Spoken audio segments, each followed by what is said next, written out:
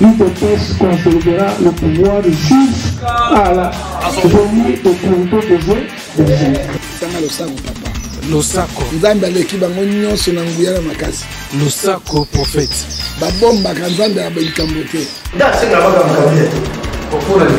Yo kana kangai. Tabia sakani na bango kwa bambo. Kabila éviter le danger na FCC. Autant que combat faillu te olingi ba yo ka ndengene.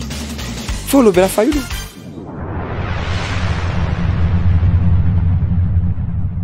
C'est parti, mesdames et messieurs. Merci encore d'être les nôtres sur Voice of Congo. Toujours comme on est tout le bagage. Surtout mon ami, Potobeta Masolo Italien Mboko. Et voilà encore j'ai le réel plaisir de vous recevoir. De Yagoyam Belabino, Ernest Likio, représentant, Toloba représentant ya Apareko, na UK, na Grande-Bretagne, na Londres. Celui Moutou Abaneko vibrait à Pareko dans Londres. Il est maintenant à Kinshasa. Autour, il y a ce qui se passe dans Pareko. Tokomeka, tout solo là. Tout échanger. Tout yokaye. Qu'est-ce qui ne va pas? Candide, présidente à Pareko, a nommé. Il y a ça crée frustration au sein de Pareko. Les akaka tout comme tout solo là naïe sorti à gouvernement Sama Lukonde Jean-Michel aujourd'hui balobi un gouvernement bah jeune 80% il y a la jeunesse bah s'est retrouvé et quoi apporter nini et puis bah respecter équilibre géopolitique. Voilà autour des questions que Tokomekato a analysées avec Ernest Likio. On a représenté Bino, on a présenté représentant valable. Il y a Apareko. Bon, je ne sais pas si aujourd'hui nous avons bien représentant à Apareko parce que il y a un certain moment il y a des modification, il y a, je vois équipe Moussous Mayena Mona qui sous-souté, na bandako Mona est sous-souté. Bon, tout présenté dans nos bons troyer au cours ya échange na biso, ce qui y a zanani, azaka na Pareko to alonga Pareko to sala Apareko elle, ce qui nini, ndenga za tobi comment les Congolais se comportent dans la scène politique na biso, surtout ce qui a commis frustré. Alors, sans plus tarder, bonjour, monsieur Ernest Likio. Bonjour, mon frère Ousmane. Je salue tout le monde. C'est une invitation, en tout cas, que j'aime beaucoup. Voilà. Et mon frère Francos, salut. C'est lui qui m'a parlé de venir ici sur Odon Pambo. Ouais. Mes remerciements beaucoup. Voice of Congo, ils ont médias Liboso. Voilà. C'est vos offres. Voilà. En tout cas, voilà. Bon, beaucoup de remerciements à tout le monde Bazolanda. Voilà. Je suis Ernest Likio, je suis là à Kinshasa. Je suis en face de mon frère Ousmane. Voilà. Ce monsieur a beaucoup aidé des politiciens congolais qui me taxaient un peu fils en Rwanda comme ça de loin. Je suis là. Voilà. Avec beaucoup de douleur, on a perdu quelqu'un. Voilà. Batubaebi, Honoré Rwanda, c'est un monsieur Nataï Moro politique immense. Voilà.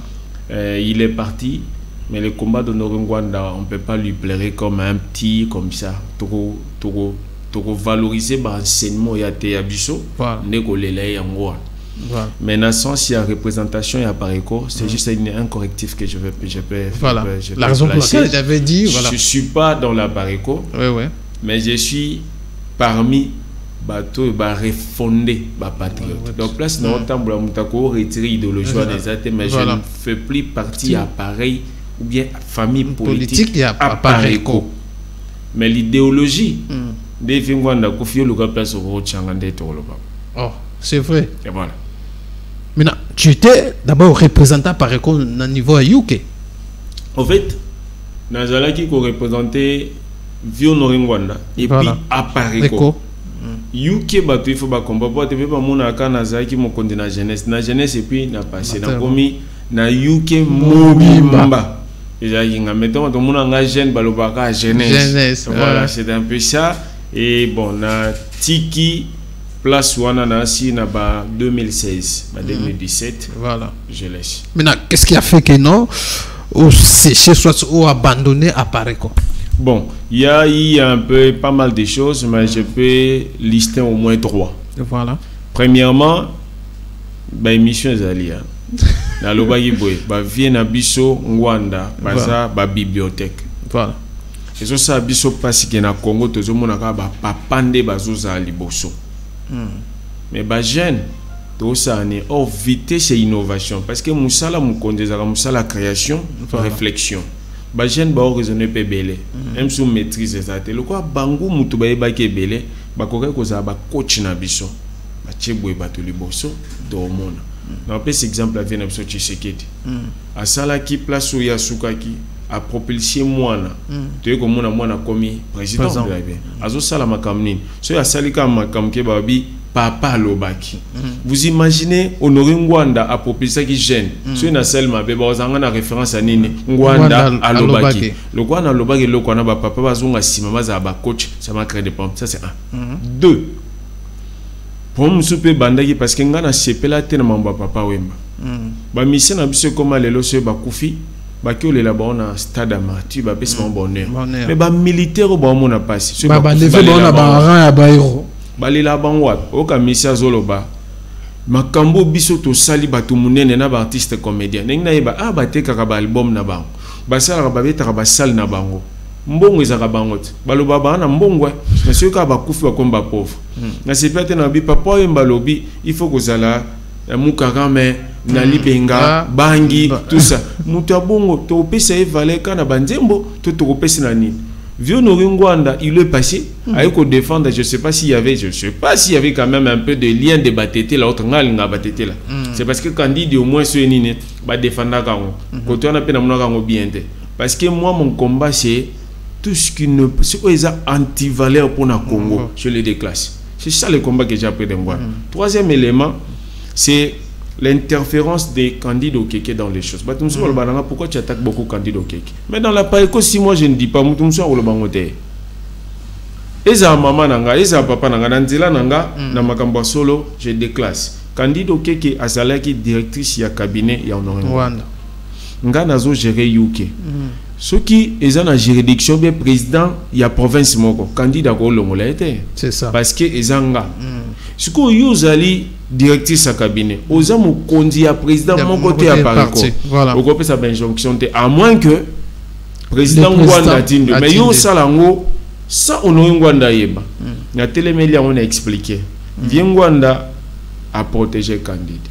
Parce que biso ba bantu to kansaban mike ba ozaka na faute mikolo ba ozana raison atali age lui candidat mukolo apes Ernest faute donc c'était l'administration voilà ça se passe pas comme ça maintenant ce qu'on a camoufler le guana bien guana que je respecte beaucoup mais musala ya par contre parenthèse la censure à liboso ça commence nandako tout ça la référence à Bible aller faire de toutes les nations mes disciples en commençant na JD bataille ba juif c'est-à-dire ce mabé à Pareco ça na banana obeta IDPS te batunze il faut na katia parler alors na katia ndako na lobby que Ngwanda asala yi mabé premièrement na ba statut à Pareco ba disposition à Pareco jamais place moko ezali ki a nommé 4 vice-présidents à cela qui ont juste pour alingi a effacé ma bé onga le baki a candide azu gangela azu tchaba loi et pas ba président urbain ba ni otako sala monter ce que pour candidat comme on a pouvoir a comme si maman vice-président à Pareco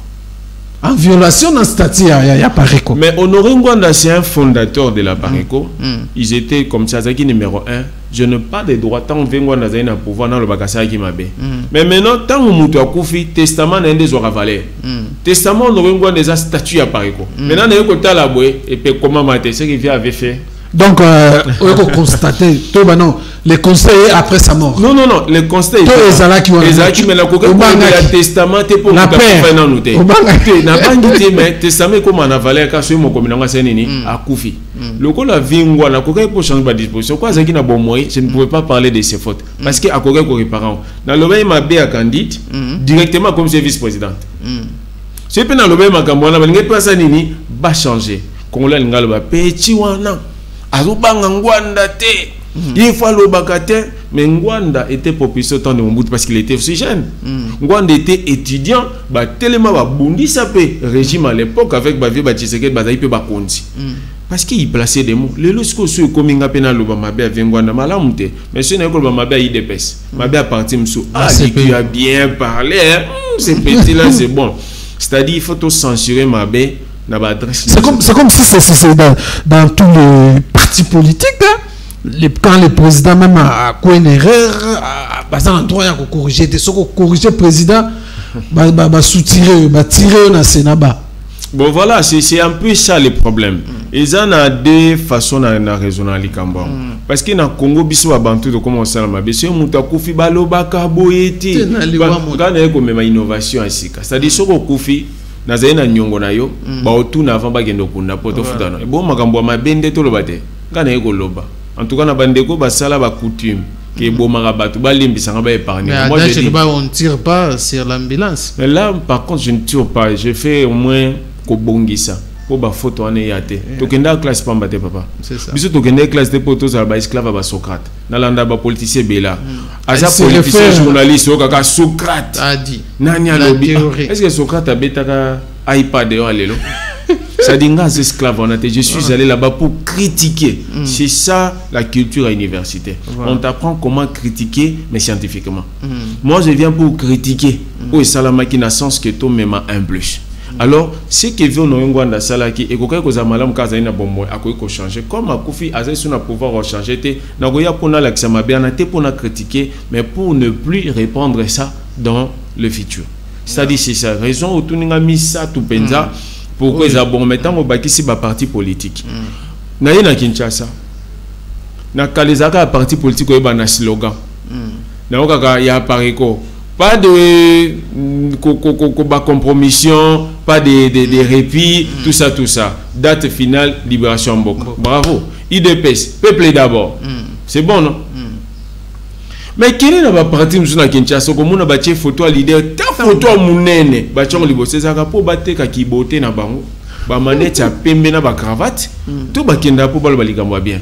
Mon frère Baoko Sabat, ici il est des questions. Si ta diction française elle est impeccable, on te classe déjà intelligent.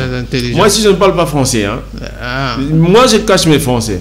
C'est pas correct. Même plus aux souffrants dans là besoin de comprendre. Si je parle un peu de juridiction ou tout ça, ils vont pas comprendre. Parlons lingala dans le bon, parce que vous aurez pas voix et vous voter non ba baloba lingala. Voilà. Alors là, j'éclaire en lingala. Ici, je suis en t-shirt. Je suis pas en chemise, nachi cravate. Nani na manette à pembe à kosiba. Ah frère, na bineti bino. Parce que je viens parler pour vous. C'est-à-dire, plus question de partis politiques ba ko sabato, so ba zumbongo, au mona basali ba keko sangana ba o ba bima déjà.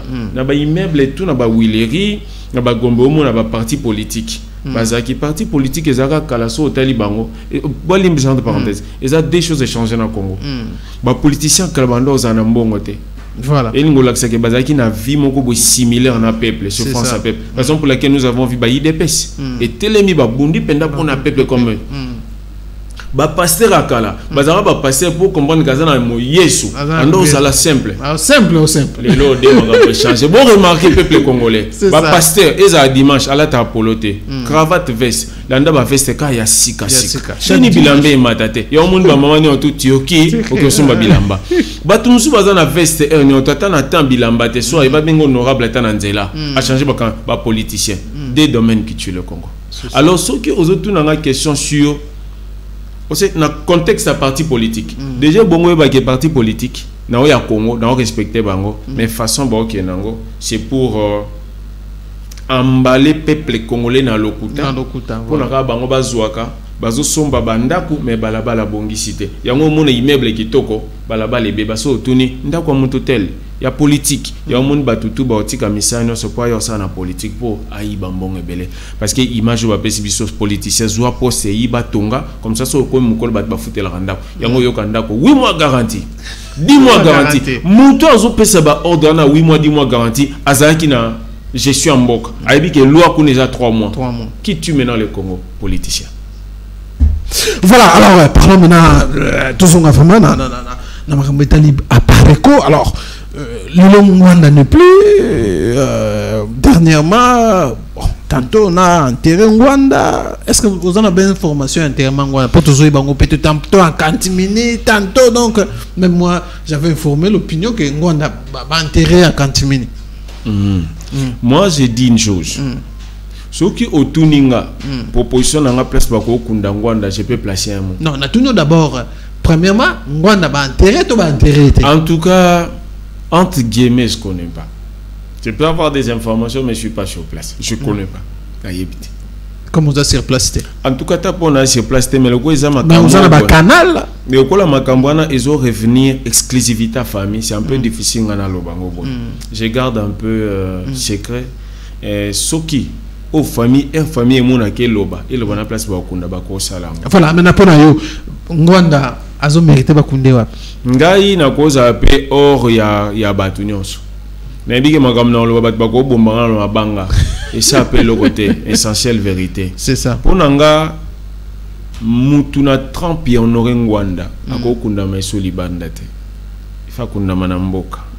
Je donne d'explication parce que si on a bibo moni en esilikio ba sombié déjà ba pesi mbongo faut na leki anga kutana président Félix Tshisekedi surtout ba yo ki ozalina otiko do bana zalina odo pambo vraiment déjà qui entre parenthèses odo pambo c'est un vieux ya libanda ngamoko awa famille nange ko kosanga babenga biso bana poto parenthèse c'est-à-dire na poto nde tozakana tozalibota odo pambo aza coordonnateur ya idée moko ya bien alobi tozo sala musala moko awa eko bando zala ko vérifier nini politicien zo sa na quartier ba filmer ba saline bale ko dénoncer o ba politicien ba sa ya mabe voilà o don pa mutaza na idée wana siko ngana obo sa idée wana po eso don pambo ngana komba na Ernest na komitia kutu lunet membre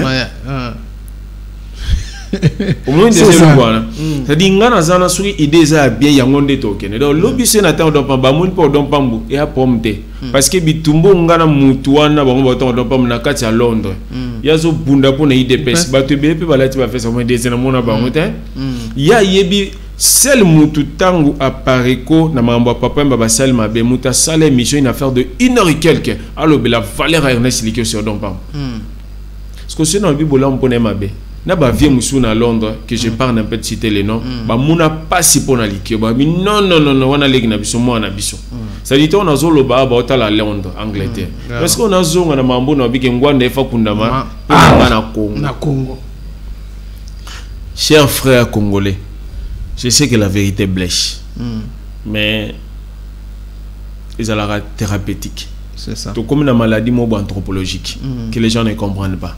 Ici, j'attire tout le monde. J'en appelle à la conscience congolaise. Boya, na lobi na français parce que baron bazaka sur le français de bayo. Na lingala babi ces jeunes là avec ses lunettes là. Avec des trompeurs mes frères. Ah, tout le vérité. J'ai aimé Tozalina batu oyo ba bundi pona mboka. C'est ça. Je cite Lumumba. Basali tout bakunda ete. Peuple congolais fa comprendre. Pourquoi bakundi ete? Libanda. Chombe na ebité azawapi. Ve Tshisekedi etis moi lelo vie corps à vieillir. Batu mususu pe bakol bandenge na bon. Mais ndenge na yebisa batu ata Mobutu ti lelo ate. Batu wana bazana na souci ya mboka. Honoré Ngwanda abanda kolekisa vie na nzoto neja libanda. Esprit na ma kantine ni ote banda osala na Congo. Siko Honoré Ngwanda akomi intouchable ayakande awa te po aboyaka ba oboma nzoto. Siko Honoré Ngwanda na nzoto aza susute. Voilà. Akomi na nzoto oyo muta otoucha ngo lisusu te. Akosa la sensibilisation na makamno to ya minene ya kosakana te. Parce que esprit Honoré Ngwanda ndé faut peuple congolais utilisant pour na concrétiser idée naie. Toche musika bwa. Ça c'est un. En termes de parti politique pour la Pareco, bakoloba ba congolais bako dénigrer corps ya Ngwanda ba bamba mabanga. Boyebi ke na Congo politiquement ngana olinga ba bambanga mabanga parce que ko ça la sanction ya parti. Diangé na bamba mabanga. Ide kimbangi c'est ça nini? Et mata Tshisekedi a comment makasi parce que Mobutu a humilié dans le public. Boti Kangwanda ba humilié dans le public et tombola. Mais la résistance aussi longtemps que la mission nano bo conquérir il y a qu'on libérer Congo. Rwanda ba ko kunde awate il faut baser jusqu'à ce que Congo que ça la libérer totalement après les corps ya Rwanda ko ya na République démocratique du Congo. Il y a une autre question sur la libération. La libération je vais na traitant. Politique na qui parmi belé pe ba lobana. Ba ko ça na pas ko mais bazana Ngwanda te. Celui qui vous parle Ngwanda c'est l'émission c'est mon fils. De belona ba oloba eza na malamu ngape na ndimi bango mon diri bana banoko tata mwasi nini c'est-à-dire politiquement nazana ade na Ngwanda. Ce que je vous dis est clair yo na oloba na bibwe ponanga naza quand même na monopole te ya ko kata ba famille za famille na expliquer ka to ina politique ya sika ya olakisa mbala combien l'esprit et aux amakasi yango komona mutu musu akufi na poto balabini bakuna nzoto na ye tozana batebe ba seti ya le basala tango akufi bakundi wapi ndeni batu na biso ya minene lokwa ba vengwanda bakunda ba libanda tango baoza libanda batu makasi o ba eko boma mboko ba eko sala mabe baozwa en plein parce que les esprits qui contrôlent ce pays ils ont esprit ya bato balinga mboka te. C'est ça. Pona ni na kamba batu bako sala mabe te parce que ils ont accord ya nani ya kimba. Bon, si on a Congo, on a combat au Rwanda, c'est Bakundi a. Pepe Congolais a n'a beta politique siko. N'a le baboy. La Bible. Parce qu'on a parlé des Bibles. On remarque si tu veux, sur nous avons moins en Rwanda, tu dois bien parler, bien écrit et pour toucher Bible. Ba o bayaka lobika lo ingebo concerne Aden na Besiazate. Na zu combo en Rwanda te, mais juste na parole ngana o lobia bon, c'est-à-dire ato botolinga ki Rwanda. Il faut ça la musala. Dans le Bible, qui pouvait croire que les loyaux ngana ko loba peli kambwa Congo senzamba bonzaite. Vous imaginez tout tambolaga o bango mona lumumba bakundi ya wate. Tous on a problème des Congolais belé bazaba pas même d'information est. Mais Ngwanda c'est qui, c'est quelqu'un qui informait des gens. Il était expert en communication. Voilà. C'est qu'il vient à soi koufer ça, bébé tu sais que d'azalia, tu comme on a ni Congolais ni autant comme état de droit. Azolo banding to kamwa voilà ko si Ngwanda sous ko oneza c'est que esprit wana ya nini ya mobilisation et ça ni egoza omoni comment on peut parler congolais ça dit biso mo tozong sa Congo sima po ani ba idéologie mo ya pembeni ba vie na il faut bazala et ça biso bien mais ce famille décider autrement et à pomter oyo ko lo balikamba occupation Congo. Moi je suis né politiquement dans discours Ngwanda. Ngwanda dit ceci. On a baptême dans la politique. Alors, Bibo. Na yé, tangu frère Langa Laurent Désiré Kabila. Ataki na signature président ya Congo. Moi on a ça politique. Mais Erazali sous-souté. Moutou a comme une signature à Congo Kabila. Donc, ça la politique par rapport à quoi? Parce que on a zaki congolais, sinon vieux Ngwanda. Le coup la Kabila Joseph Aye c'est vieux Ngwanda na batute belé nationalité à Kabila les douteuse. Ba moka lobi non mupayaza na mboka il faut siko ngana sala nini na zonge la ko sala pour signature à suka ya Congo ezana maboka congolais te selon vieux non au moins discours wana botipso siko yo na mutu ya mboka nani aza batuna bino pe ba journaliste vous aka batuna journaliste question te kasi journaliste mtazo poser ba na mutu ya mboka ezali na congolais oyo Ngwanda ebi ekutu bien kolekananga c'est ça Félix Antoine Tshilombo Tshisekedi c'est ça mobali mbisanga c'est je pense les noms Félix Antoine Tshisekedi Tshilombo c'est ça asa congolais c'est que bitumba oya kolobake format numéro 1 occupation échanger c'est qu'il faut tout ça ni to revoir modèle. On sait que le système... Donc le combat faut changer maintenant. Le combat il faut changer. Alors, Félix Azawana, Congolais, mais système, c'est que tu as occupation dans le format numéro 1. Effectivement, dans le format numéro 2. Format numéro 2, comment? Parce que MLC avec Jean-Pierre Bemba, Bazagi na Ouganda. Baina MLC, Baina ba Ouganda. Donc, basali mixage armé, ba Ouganda place nini? Bakoti. RCD, bayena banani ba on peut passer nini ba koti voilà les lots tombent la quota politique ba ole kana ba bosana ke ba yaka pena ba paya ba paya wana ba fandi ba sepeli na Congo ba seni ba zuango ya bandimi pe ya mabete sana ba paya to na deux catégories ya bien ba lingi Congo na ya mabe c'est ça donc ba longola mbuma mabe to longola sko mbuma mabe yango sko za banani système et baby or pour na o changer Congo soit tes en denzela soit vous récupérer Congo ndenge Laurent Désiré Kabila récupérer Congo il a chassé le régime nyoso to bimini banda yesiko ayi a changé makambo wanande siko boko yiko sala o ba benga système échangé mbamo oh Félix Tshisekedi a gagné dans il y a élection vieux Norengo on avait aussi appuyé les élections il y a Jean-Pierre Bemba et puis il y a Papa Nabiso Tshisekedi malgré ba yaki pe na ba okipa yango nazo yate il y a nini c'est-à-dire Viengwanda il connaissait bien politique à l'époque qu'ils avaient parti politique au parti politique ils avaient toujours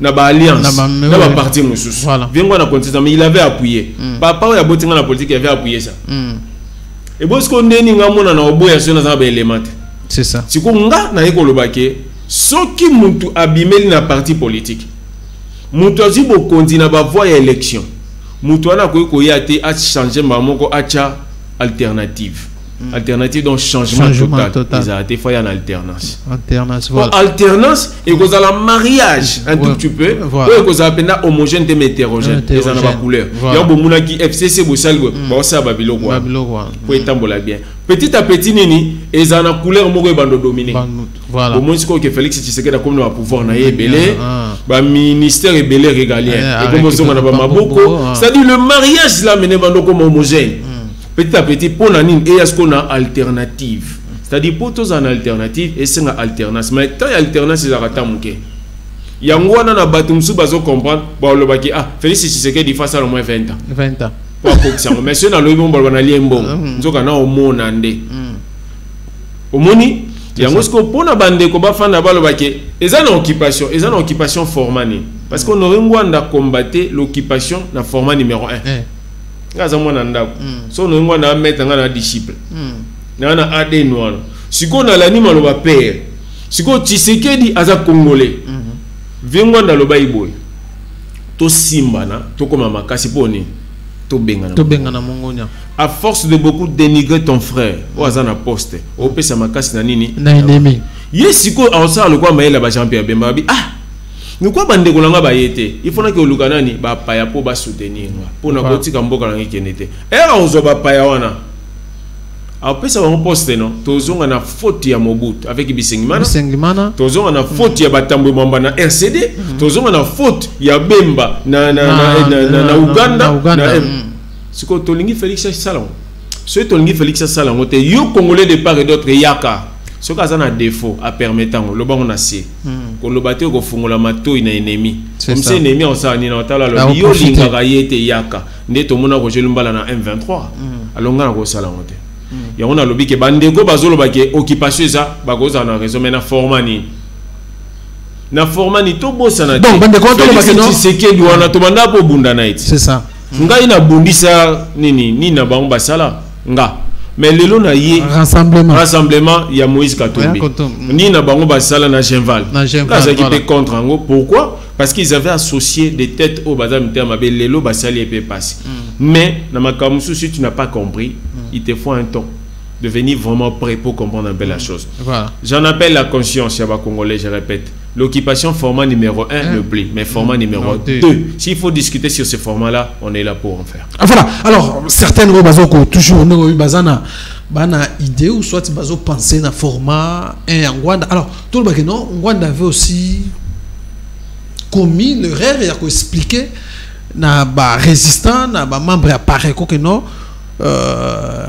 occupation formule 1 échangée toi son occupation on a je vous dis une chose dans la vie par rapport à la réflexion oui dans la vie mouton mutazaka na mission attention c'est une mission de bando si là oyo toucher place c'est ngo toucher te oyebita mu mission ya Moïse e bando ko manasuka apesa nzambe na kanda olia beta une fois beta défaut vous comprenez voilà makamno na olo basape choquer mais na yebisa bato parce que ngali ki on a ko choquer mais ozaka na besoin nga tango ko mo se défendre Ngwanda n'est pas indispensable, mais Ngwanda a été utile. Azaï Mounen.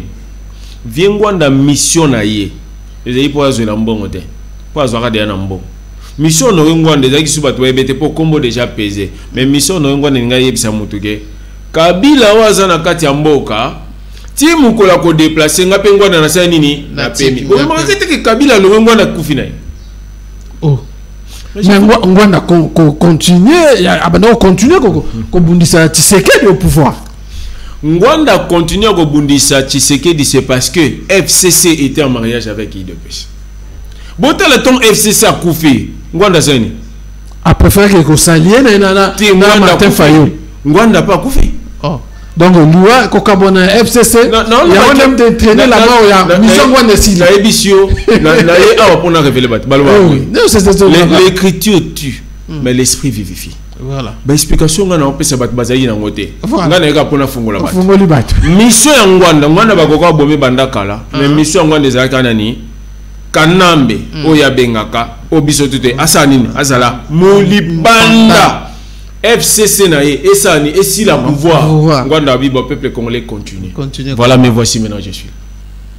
Mais tout le monde babokecho ndeko pérenniser quand même le combat en Rwanda bango ba en tout cas babaki Congo a toujours occupé faut libérer Congo to landa ba vidéo babokecho odombo même odombo ça continuer to landa ba l'autre là c'est qui commandant Eso comment ça là qui non ba ça continuer combat oh Rwanda tikaki na yo solo ba révélation solo ba kamusus na lobby est-ce que vous avez mam tolo ba non lelo e ba solo ba vous avez mam Rwanda ya solo biologie politiquement pour bien belé ba sala pembe na été au moins so tena ba vidéo ba kombo to tangi c'est dans le but qui na sala débat na beta bango ba banaza orgueil peuple qu'on la pesi no devoir botan na ba vidéo bato baza na difficulté à représenter concept au comprendre au moins na tribu ba 12 tribus à Israël ezalaka pe na mwana mwasi azalaka kombo na yebana te parce que ba mona ka invalide.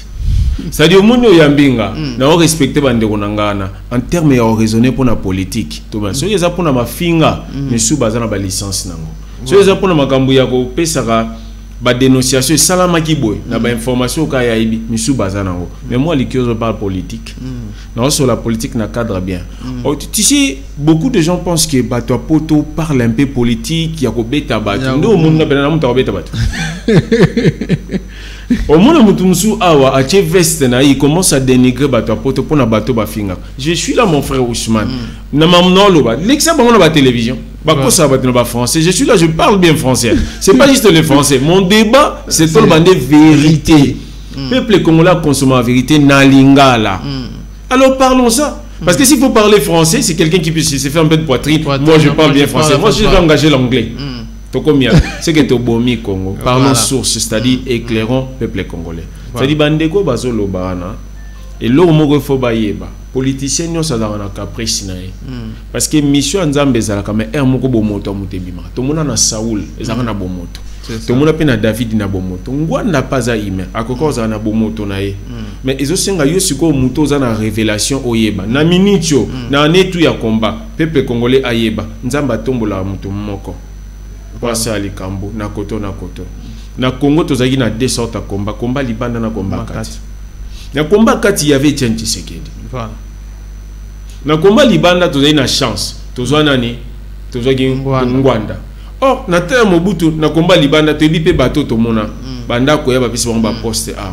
Bref, ba bombo ko bazara Libanda. Libanda, voilà. Parce que Ngwanda za ipe Libanda. Sikoyo to komi na ta on a kati mboka onzamba tombolina. Un Congolais. Félix Tshisekedi. Mais na diaspora lokola kombo ngwande bande ko matamakasi. Moyeba mona biso misusu ezala kité. C'est ko ngwanda ko fe ko apprécier biso na kombo te. Ko apprécier na au peuple azoloba. Il faut na loba makambo te o sepe na kumisa mutu te. On n'est plus na époque isme, mais toi na époque isme vérité. C'est-à-dire to lobela kaka bosolo. C'est-à-dire il faut na loba makambo oyo peuple congolais za na ngonzela. Akoka ko loba on te ma retrouver en okati nanga. Maman ekoloba voici notre bouche publique. Celui-là, il parle pour notre cause. Tout ça, on là. Celui-là, au bazalaka pour afinga, aloba mabe, bon Congo ils ont munene, ils ont wanzoko. peut-être babominzo ku yazolamba manzaka zokanzalambi musoni. Voilà, alors on continue rapidement. Alors tant que ça OK déjà. Alors eloko lobiwana donc tout le bakino combat yango en décide yango pe aku aza soutien na biso. Pour moi na mboka koti. Non lo batwa yoko no bien. Na zala Canada peut-être pour ce que vraiment moi nous au niveau Rwanda il faut tango le beza kwa enseignement oui ça va parmi la liste ba Aden pour yama bisus Rwanda quand il parlait il était enseignant alors tu tira le penadona na lobi boy papa nanga botinga à cause atanga classe asuka na licence voilà mais nga peut-être na comité na ba maîtrise belé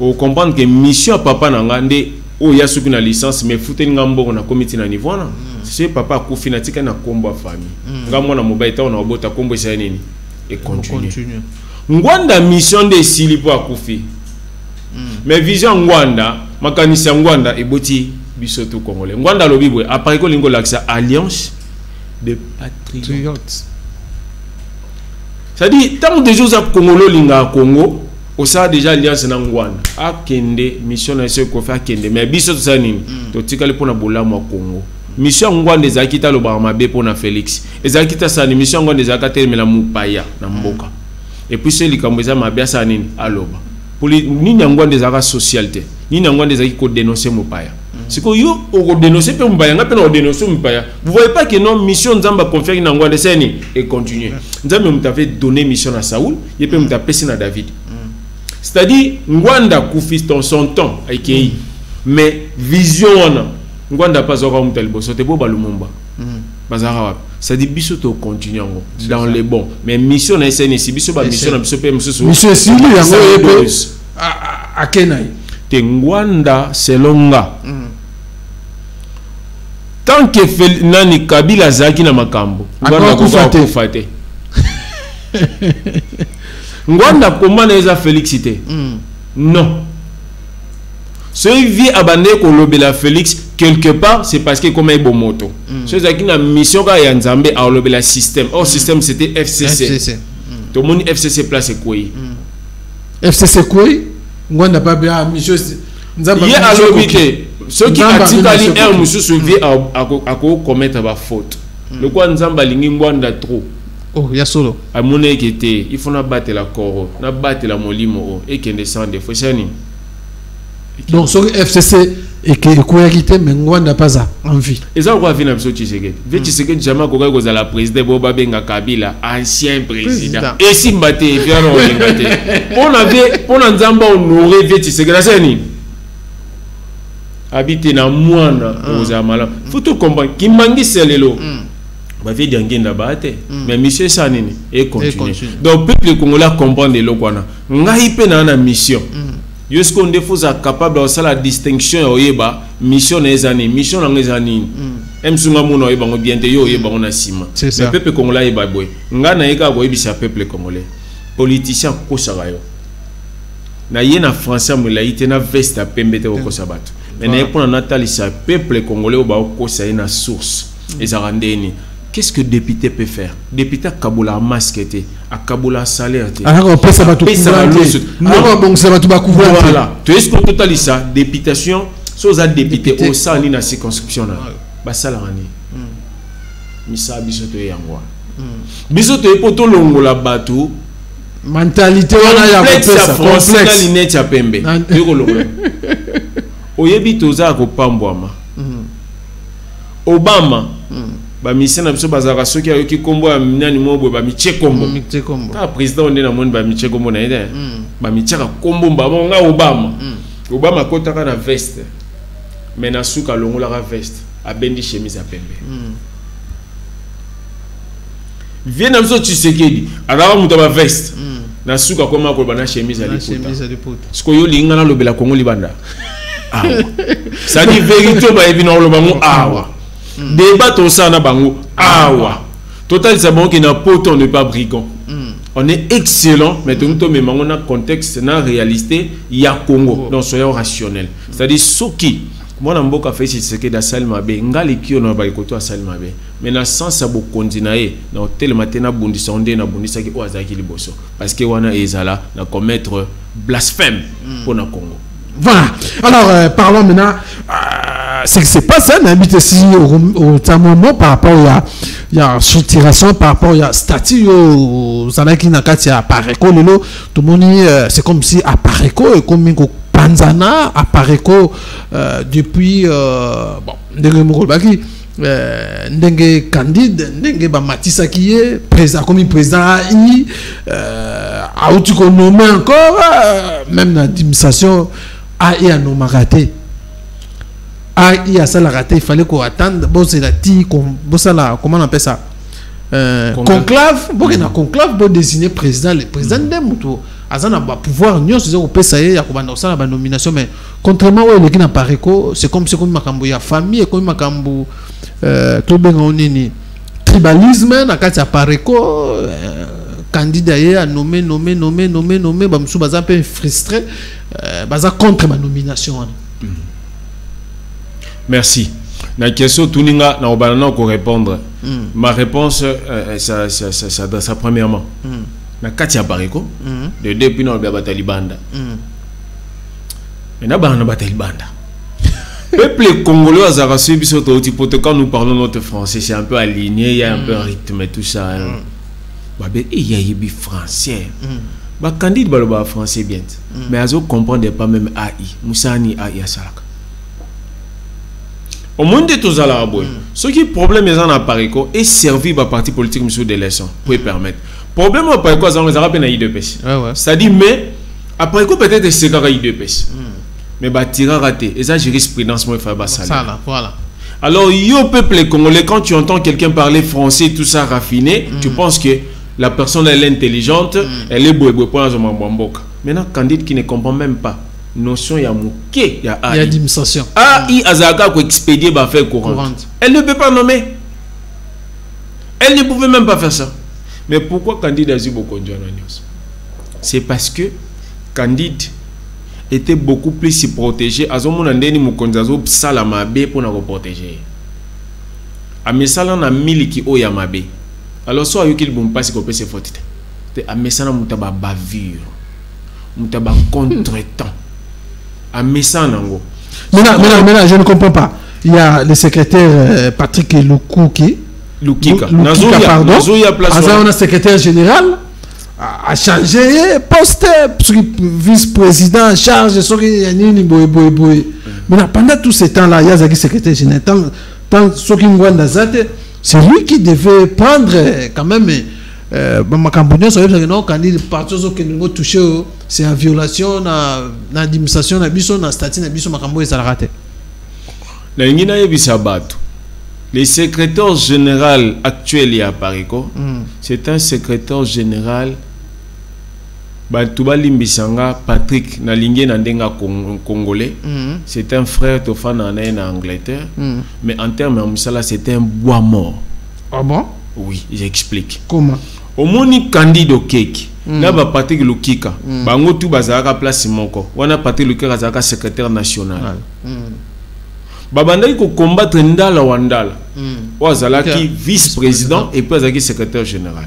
Autant de Ndala Wandala, Ndé Misale Salama. Mais bon, qui plie question, il y a deux postes. Il y a Moutoumoko. Ba combattre Tata Oy. Ba lobby. Konoringo Ngwanda Zotika Ngwanda bi bon problème de. Ba opé c'est bon ba poste. Bah juste que patina nina ndala wandala c'est nini alongone yango ezaka na vice président national moko ngwanda commission 4 a violé statut na bino aye ko zo secrétaire général wazaki na obédience à Candide na obédience à Candide même na oloba ngana ba to discuter trop na ya te na oloba vérité pato luki kaya kate wana aye tant pato luki kaye après ko yuke ngana longwe ekufa Mambuto Pareko et on a Patrick Lukika. Et nazoya qui tant basali ba 4 vice-présidents tout ça na loba qui ont aké pour candidat zaki personnel privé Ngwanda. Ngwanda ko pese bo kontimba moronde wana te zaki makamala mute. Et c'est est-ce qu'on a changé bateau bazo tellement la vérité. C'est ça. Biso bato vérité bo linga biso te mais Congo linga biso. Siko Lukika ay comme ma secrétaire général a Pareko na tawana. Moussa le Koufi. Ce que tu dans le contexte actuel, où ils ont les grands pareco. Honoré Ngwanda Koufi, bimisi communiqué, candidat qui par élection, biminani, président national et AI. Na ba disposition statut pareco AI exaté. Mais qui devait prendre les contrôles à pareco par rapport à na statut ezalaka président national. Ndano makasakani. Tu es en place wa. Parce que tu battes là-bas les mots gros un téléphone aux uinga comme ça na yebsabino kembala combien il dormait au lieu de travail. Secrétaire général a moni ndenge ba publier que mutuana komi AI. Oh ezate na ba statut pareco. Le secrétaire général ne déplace na ko rejoindre maloba nanga ekutana za bois mort. Et wana lalaka. Ma ezui ma liba ezui mai. O tia le mettre moye pela ezate. Candidat qui a fandi, bakundata ngwanda balex makamno tunongo lobby. AI, c'est une leçon que je fais à personne. C'est une leçon que nous avons apprise dans Nandinga Orphelin à TV. C'est comment? AI, c'est expédier les affaires courantes. Deuxième élément, AI, il faut pas notifier tant naïe. Na musalo il faut ça là. Il y a organiser boyko sala boy. Yangwana. Candidat n'a pas suivi ça parce qu'il n'y avait pas ça. La personne ou poste Moutifaka Sabloka secrétaire général. Comme les secrétaires généraux, Azali bidorma, il dormait. Il ne faisait pas ça. C'est quoi le candidat n'a pas conduit à Zanangwabi Kebaluki quand on a tout balobane le côté a outrepassé. Aïe Kosani a commis qu'on nommé. Mbala moko, Patrick Lukika qui sort. Na batutu ba signé au biso de reconnaître en té mais le col a yo reconnaître qui a cette caducité et bino tout vous tombez vous êtes nul. Na candidat na secrétaire général a ko lo bati faut à se plier afin de kimia pour ba déshonorer mémoire en Rwanda na compte administration. Voilà place on a lo baki ke na ndenge ba sali candidat AI. Candidat Zali raison où il apparaît que Panzani na bato ebele. Après que les États-Unis surtout une banque bazara misu bazara raté c'est candidat keki. Boy c'est candidat keki. C'est quoi apparaît que Panzani? Combat apparaît que Panzana c'est trop dire. Mais j'ai bateau bazana gestion wana et ça passe ngana ko linga apparaît que Panzana te. Bien que fait partie parce que ngana boti pas apparaît ko. Nazana bateau na ya na bango po balanda idéologie. Mais idéologie c'est le côté des ordres. C'est que nous avons des bébés, nous avons des déplacements, nous avons des intempérés pour bien. Pour nous, dénonciation à Patrick Lukika, soit secrétaire général à Païko, c'est une dénonciation amère. C'est une dénonciation remplie de contretemps. Voilà. Alors, le quoi bandima qui candidat à AI, c'est qu'ils ont tout consommé bêtises. Alors, principe à caducité, tout tombe de l'autre côté. Si j'étais dans Paris, on a sanctionné, mais le quoi on a na compte la vérité, c'est une vérité à politique et non le bâti. La politicien. Le quoi pesa bango basali ma benasani. Et que le baké paté le cœur c'est un bois mort. Parce qu'il chance aux secrétaires. Mais il n'a pas bien travaillé. Maintenant comment maintenant gérer c'est tout bien c'est déjà une crise hein, au sein à Paris. Comment gérer ça maintenant? Maintenant qui vont prendre parce que on a pas ça qui est mort ça quand tout aussi na c'est nos informations. Donc on a des cofondateurs. Comment va gérer cette situation pareille? Crise tout bango ça déjà créé une crise parce que il y a Fresset déjà besoin de sa position bon besoin de reconnaître candidaté. Non, à Pareco dans son ensemble tout ko lo babatomi sato. Ngwanda Ebama et puis Lufungula. Lufungula longwa kala pour na faute candidat. Ebama on te ko désister ka pour faute candidat. À Pareco tikala ki na Ngwanda. Siko Ngwanda kofi. Ce cas là, il directrice à cabinet. C'est ce que tu as directeur à cabinet en Rwanda, il est où pour nous dire de ça? Parce que Nathan en Rwanda, c'est candidat qui prenait deux mots. Koleka n'a pas vice-président. Parce qu'on dénie na ministre au directeur à cabinet, c'est candidat qui prend les devants. Quelque part, et il accepte qu'il y a un sur roche. Alors pour Nanga, et là il faut qu'on s'y soit. Bateau tout bala qui wana, bakonjoana tout. Il faut pas ça nini, bazonga sima. Batala na système ya Europe. Batala bateau bakambara ba Europe na basa nini. Bangonde ba organiser ma camion surtout pour apparaître que ça na formule balobaka triangle. C'est-à-dire sur le bas qui décide. Comme l'IDPS balobaka triangle renversé, voilà. Triangle renversé. C'est la base. C'est la base qui décide. Sikoyo et comme il peine attend, n'ayez comme gamte ça mina ba partir baninga, il faut payer beaucoup copier en gros. Et comme il sikoyo ya base, donc to balu sur ngwanda ne pli. On change. T'as la formule est comme. Sikoyo pour bayo ka base, il faut passer en juridiction. Alors c'est pas Candide qui décide, c'est pas l'autre. Mais il faut passer à moyen où il y a pas quoi ça qui. Et là c'est pas ça état de lieu. Combien nous avons la caisse? Combien organiser tout ça? Bataille bisika ça la congrès, basu ba candidat à l'indemnité to ko ça dans pour les cas. Et puis nata résistance ya mabo élection na quantité yango nazo tellement bato ba big basaka élection pour candidat. Lelo na kati ya makambo yo ngwanda ne te pas élu. Lelo yo go yebande nani azana aura. Tramamba politique esenga mungongo esenga mayele. Bolanda batuti pour maneti ya pembe na yebisa bino ngo souvent. Bolinga botala nde nani azoloba o ezali na liaison na peuple. Viengwanda abandé koloba, mais Viengwanda avait aussi des limites parce que place au Viengwanda koma kitenga ligio na koma ki. Ngana telemena peuple. No mona manifestation mongwanda te telemina. Ngana telemana ngo. Ngana zo récupérer pouvoir ngwanda te non. Mais ba bongisa na paiko. O ya kolinga zo makambwana. Azaka modèle ngwanda te. Maza modèle ngwanda innové. Alors candidat au kokangote. Mutumsu pe bango tu bazana na comité na msu musu pe bakokate mais na ba tête ya mayele o nazo comprendre. Mais combat oyo vision oyo télémisia peuple congolais selon Apareko refondé. Peuple congolais o refondé wewa. O refondé ga politicien te wewa taximeno ebi code de la route te congolais ba kolinga mboka na ye. Voilà. O pesa congolais matière alinga mboka. Ezala muto te amuna ka bureau. Et ça muto a dépensé pour na bateau. C'est ça. Premièrement il faut se côté ça bon na yomoko o dépenser pour na bateau. C'est ça. Et puis de il faut ça là que na poto karaté. Il faut ça aux qui tambola partout. D'être apparaît quoi na kini visibilité rien maquiller les gars apparaît quoi mais rien. Apparaît quoi cause a pas si kotoane za na visibilité parce que ça parti politique. Mais bateau bon nga ba lobela apparaît quoi ngo ba lobela ka. Donc apparaît quoi ça parti politique.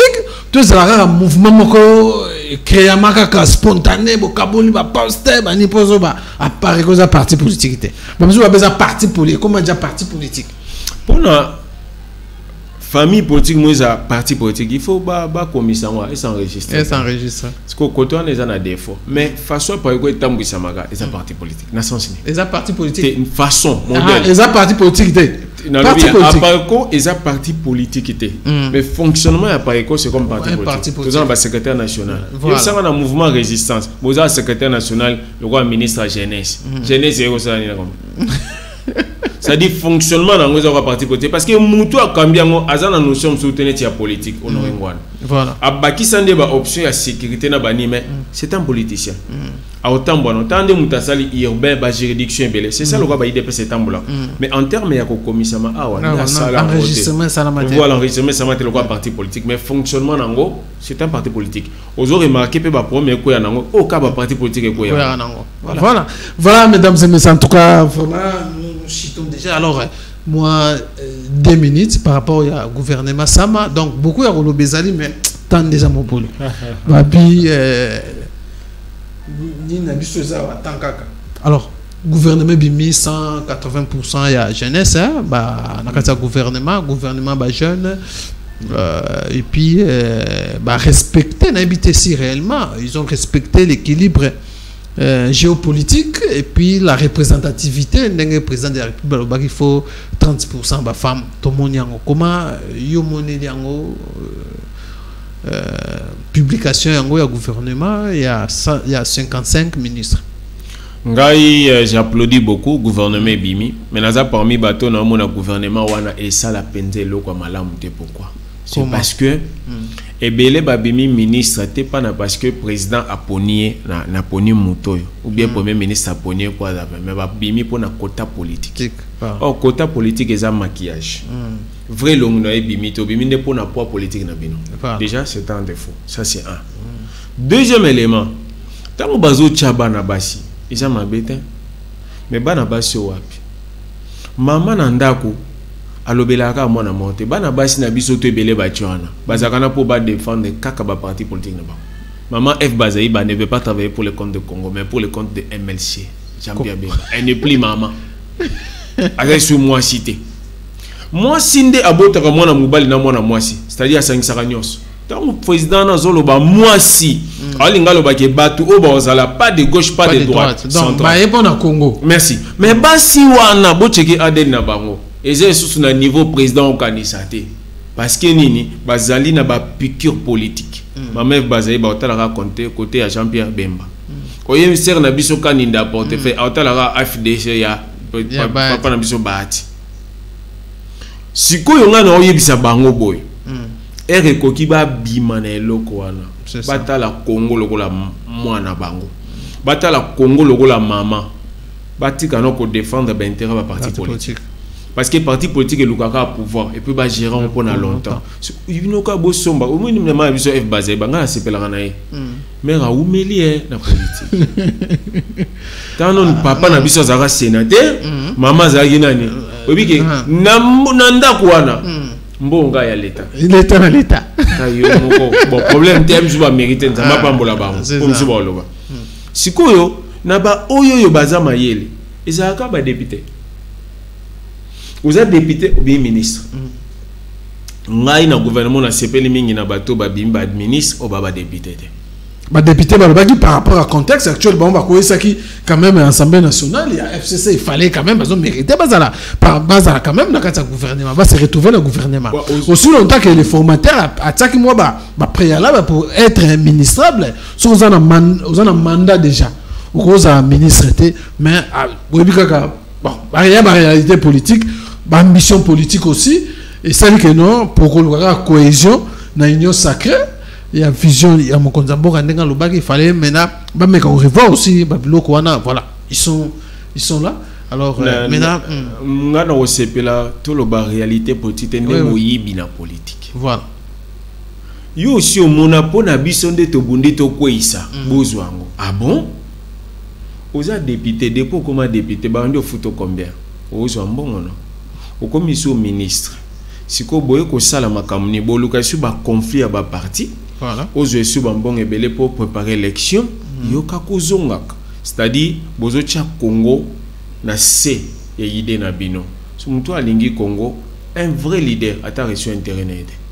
ata kaningana kufa pona ni peuple abika so tali bango tu baza prêt okufa te ba prêt otonga bandako so lingi to tambo na Kinshasa bato bazo tonga na vitesse na ba chantier na ba karo ya bana ba politicien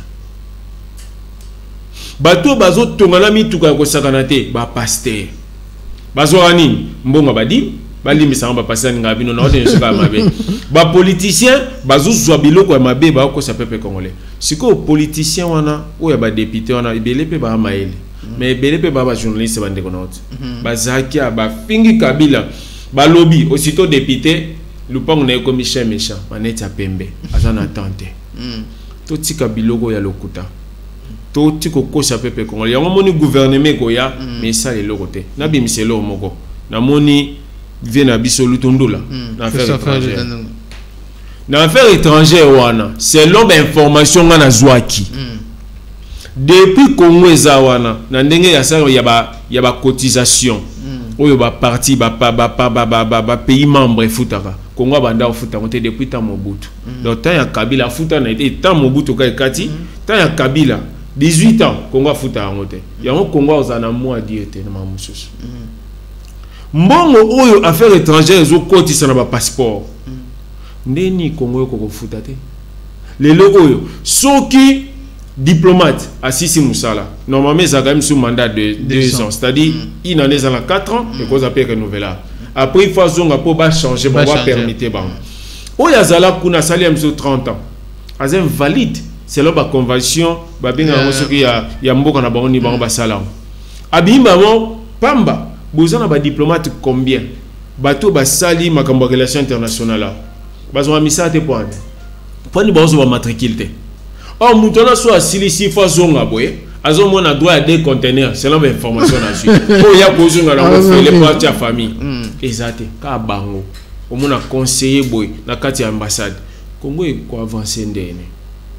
Siko papa na biso lutundula. Bozoye.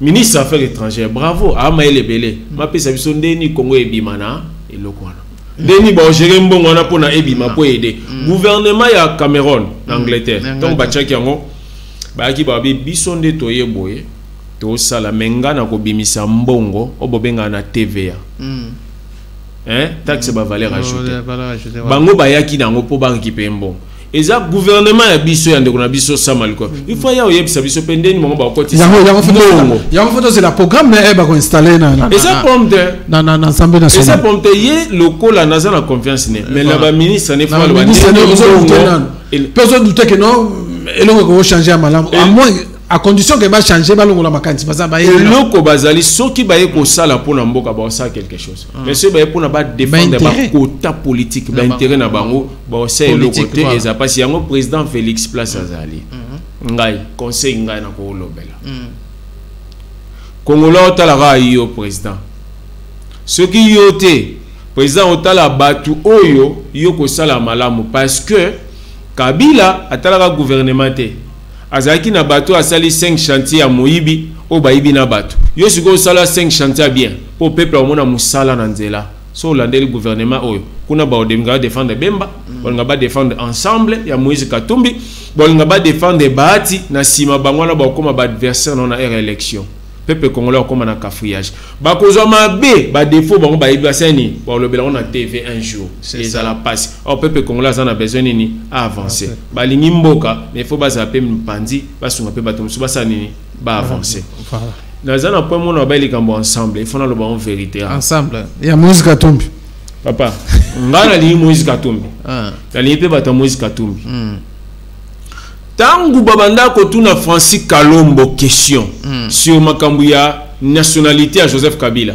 à l'époque on a bien un faux débat na ibité soki na université na faculté droit faux débat elingo l'accès or na biso na classe ngana tangi na gestion ezaka na question monte ezaka fausse nyonso te ezaka traitable donc comme na domaine mibale to yesikoyo na bateau bazo bakeli kambuya ko diriger Congo il faut des pères et de mères congolais et comme il faut débat té na pe exemple le nom na classe Angleterre tozana matanga mobali ya queen ya reine Elisabeth akufi na français ba biso boy masculin ya reine eza roi na anglais reine eza queen na masculin na ngoza king mais papa na ti akufi Philippe batika obenge jamais roi benga e prince bato basala anglais ba violer grammaire na bango pona ko sauver intégrité mboka pona mboka papa Moïse Katumbi akoko ma premier ministre moi j'applaudis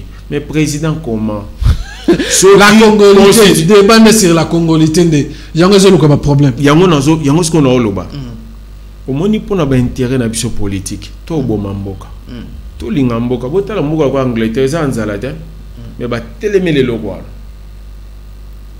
si papa na kufi ba le logo la prince ezalaka mwana oyo reine aboti reine abota mobali nete mais ba benga e prince tala na France pour na sauver honneur ya roi na bango soki Louis XIV asala erreur ya kombo sentinelle bengi la sentinelle etikala pe na féminin nana la liputa la panne comment les pannes etikala pe bongo est-ce que bino moko penza bato ebele ya on a relebisa bato mona mutu lokola ba papa na biso FCC mukolo akobota Kabila okalobi oh moi je suis kabiliste yo zana idéologie Kabila pomte malam les ismes qui tuent sikoyo ngana ngina lobelo komoko na ba oyo nyonso to bazo ba ke Moïse Katumbi aza président de la République o bazo penser et aza candidat président mais balinga mboka ba mona ke loi ya mboka e permettre Mobutu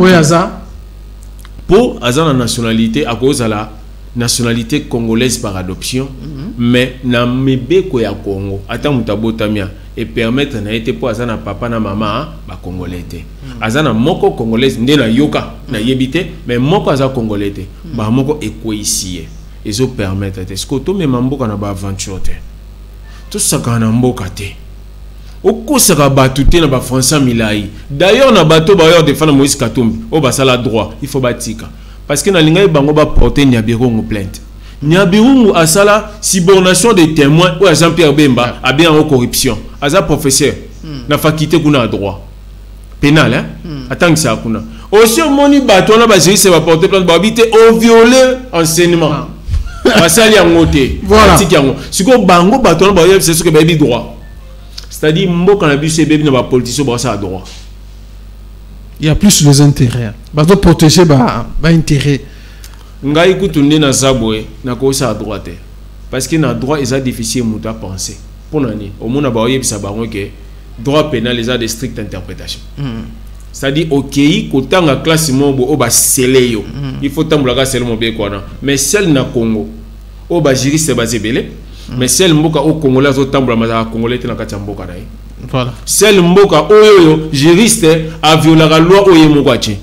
Alors, biso bato tozan ba domaine mususu. Te ko lo ba geno ba juriste, il faut bander la classe parce que professeur Nabino Nyabirungu bobenga doyen a commis des erreurs terribles, mais il leur a tangis. Voilà. Qui n'a kati n'a porté plainte de cœur ensemble. Voilà. Voilà mesdames et messieurs, en tout cas ça n'est fini hein par ici en tout cas je les vraiment plaisir et Ners Likio vraiment c'était plaisir pour moi et Yambayo vraiment en tout cas Peto Kominasuka, je crois que les arrivés dernier mot je crois que tu as aussi analyser d'autres questions d'actualité politique soit d'autres invités alors merci merci Francis Paka na les caméras na montage prochainement numéro portez-vous bien, bye bye.